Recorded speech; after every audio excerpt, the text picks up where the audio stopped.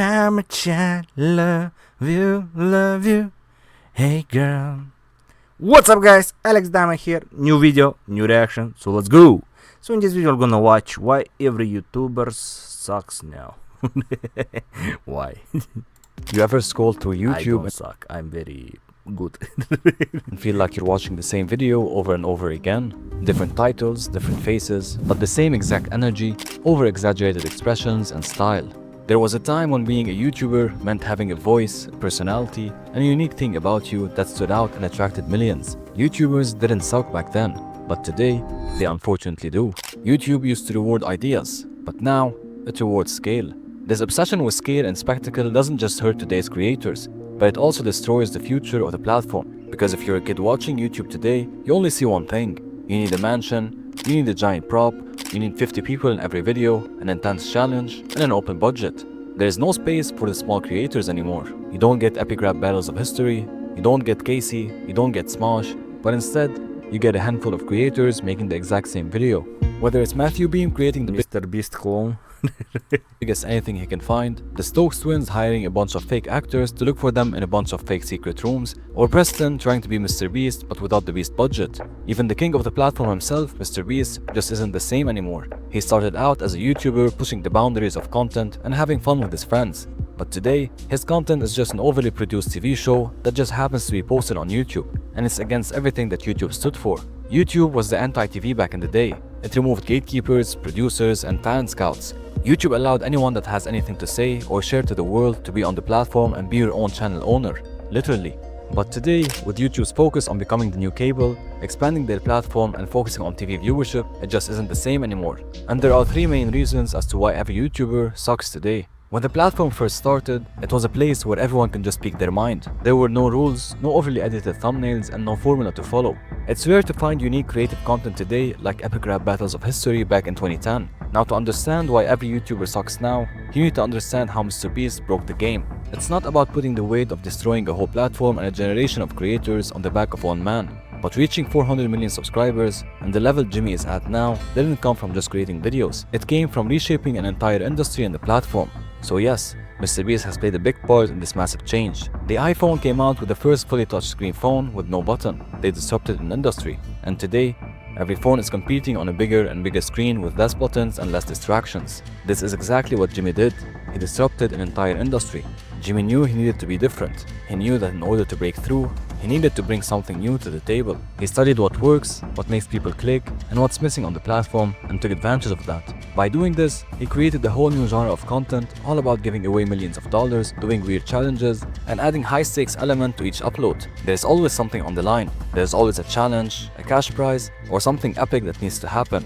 This worked out brilliantly for Jimmy, as he was getting millions of views with every upload, making more money to fund even crazier challenges and give away bigger and bigger cash prizes, and the cycle continues. And of course, everyone else saw it. They saw the views, the money, and the blueprint. And that's when things started to shift, because once it was clear that the Mr. Beast style content could pull in tens of millions of views every single week, the race began. Dozens then hundreds of creators started copying the format. Fast cuts, big spectacle challenge, large sums of money, biggest anything in the world, and so on. But by that time, Jim of course was far ahead of everyone. Yet, it didn't stop every new creator to jump in and get his fair share of the views this format was getting. And so, a new YouTube genre was born. Spectacle-driven viral challenges. It didn't matter what the video was about, as long as it felt big, had a large sum of money, and included any high stakes the creator could think about. And here is why this is a problem. When everyone is making spectacle content, the spectacle stops being special and starts becoming overly produced noise. It becomes content that only exists to outdo the video that came before it. You have to spend more, go bigger, cut faster, and yell louder, because if you don't, the millions of views will just go to someone else that is. And the worst part is that it works, because the algorithm rewards whatever people click on, and people keep clicking on the same type of videos. Now to be fair, this isn't entirely Jimmy's fault. He found something that worked and scaled it. He didn't ruin YouTube, he just figured it out before anyone else did. The problem isn't Mr. Beast. The problem is what happened after Mr. Beast. All the creators who saw the success and thought, if I do the same, maybe I'll win too. But they forgot the most important rule in content creation. You don't win by copying the leader, you win by doing something different. And that's why it feels like every YouTuber sucks. Yeah, but YouTube promotes these videos. That's why everybody is doing these videos. is the problem in YouTube, not in the bloggers. You know, if YouTube will not promote this shit, it will be normal videos like every YouTuber are doing. But simple YouTubers are not promoted at all. You know, like there's no views. But this shit is promoted. Sucks now, because every YouTuber is doing the same thing. Instead of being themselves, they're all trying to be a worse version of someone else, or they just don't care about the content anymore. They just care about how the content performs and how much money it makes. People like Jimmy dominated the platform or an industry by being unique and taking on an industry in a new way. But for every creator that is trying to copy him, you just can't compete, and you can't become the new Mr. Beast by being just like him. Now, some creators simply don't care about becoming the next Mr. Beast. They just care about the views they are getting and the money they are making, which birthed creators like the Stokes twins or Ben Azulart, creating the same kind of videos week in, week out, with not a unique element inside. Just viral content repeated and rewatched, aimed at maximizing views, ad revenue, and with most of it being fake as well. And the actual creative videos are just buried underneath 100 secret room videos. Now, even though creators are at the heart of a platform like YouTube, because simply put, if there are no creators posting videos, there is no platform, we can't deny YouTube's own actions that help fuel the directions creators take with their content. In 2025, YouTube surpassed every platform in TV viewership, proving that people are watching YouTube on their TV more than anything else. And when you're watching TV, you're not watching 1 or 2 minute videos, you're watching long 20, 30 minute pieces of content. And that is where metrics like average view duration and click-through rate matter. Because TV audiences don't click through 10 different videos in a row, they sit back and they binge. And YouTube knows that. So now, it's not just about who has the most clicks, it's about who can keep a person sitting on their couch watching your video for 80 minutes without touching the remote. And that's exactly what these spectacle-driven challenge videos do. They hook you, they dangle a prize, they promise something absurd at the end and keep the stakes high, and then they stretch it for the entirety of the video. With YouTube rewarding videos that people click on and watch the most, creators started to study and focus on how to maximize these two metrics. And in today's time, what works is the exact type of content Mr. Beast created: high-stakes, engagement-based challenge videos. YouTube doesn't care about how creative your video is. It doesn't care if it's meaningful, fake, loud, manipulative, or straight-up brain-melting. YouTube cares about one thing: did people click, and how long did they stay? That's why creators spend more time designing thumbnails than scripting videos, and they front-load tension and fake stakes in every upload. Because creators aren't making videos anymore, they're making retention machines. That's why we don't see any new weird channels break out like we used to. There's no modern day Freddie W, or Mystery Guitar Man, or Marble Hornets, because their style of content is unique, experimental, often slow to unfold, and it doesn't survive in the algorithm anymore. It gets outrun. Yeah, the problem is the algorithm. The problem is the YouTube, not the blogger.